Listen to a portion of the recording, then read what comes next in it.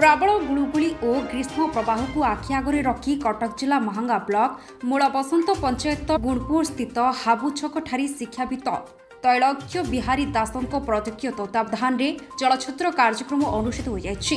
एही कार्यक्रम दीर्घ एक मास धरी चालू रहिबो। उक्त कार्यक्रम में सरपंचक प्रतिनिधि प्रशांत कर, कपिल चंद्र रणा, परशुराम साहू, मनोरंजन नायक, अजय राउत, देवेंद्र नायक, रश्मि रंजन सिंह, श्रीराम साहू, भरत राउत, गुरुचरण बारिक, मंगू सिंह समेत बहु ग्रामवासी माने उपस्थित रही रास्तार जाउथिबा पथचारी मार्ग दही पानी बंटन करथिले। एने आम प्रतिनिधि पचारिबारु सेमाने जहा कहती आसंतु सुनिबा। पूर्व Odisha bureau chief Ramesh Sahu report, संग्राम टीवी। परिचय मो ना अजय कुमार राउत, घर गुणपुर। कौन कहे जो आप जलछत्र कर जलछत्र आम जो असह्य गरम सकाशे आम ये समस्त साहाय्य जलछत्र कार्यक्रम चली जो पर्यटन गरम रही से पर्यटन आम जलछत्र कार्यक्रम चली केते दिन आप चलिए आशा कर प्राय जून जून लास्ट पर्यटन चलो।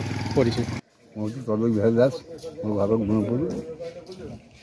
कौन कहे आज्ञा आप जो जलछत्र कार्यक्रम जलछत्र कार्यक्रम लोक मैंने अतिरिक्त रुद्र जो जो लोक हजार बांट साहय करने आम बरुणे युवा समाज तरफ प्रत्येक ग्रामवासी उद्योग ये साहय आम छत्र आरम्भ कर मन ये करपर्यंत रुद्र कम रुद्र न कमी से पर्यटन आम छत्र। मो ना हूँ कपिल चंद्र रणा, घर गुणपुर।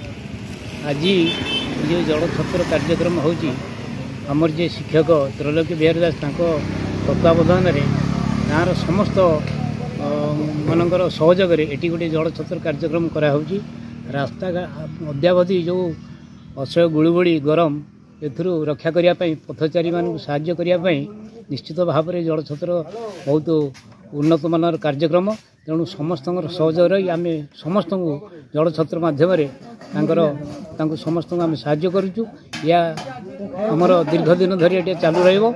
समस्त सहयोग आम कामना करुचु एवं पथचारी माने एठी निश्चित भाव में अटके स्कूल पिला एवं समस्त ये आम अटकई समस्त दही पानी आम दौचु। तेणु ये हूँ गोटे भल धार्मिक अनुष्ठान। तेणु समस्त गाँवाला तरफ आम तरफ आम समस्त सहयोग करने हाथ बढ़ेचु।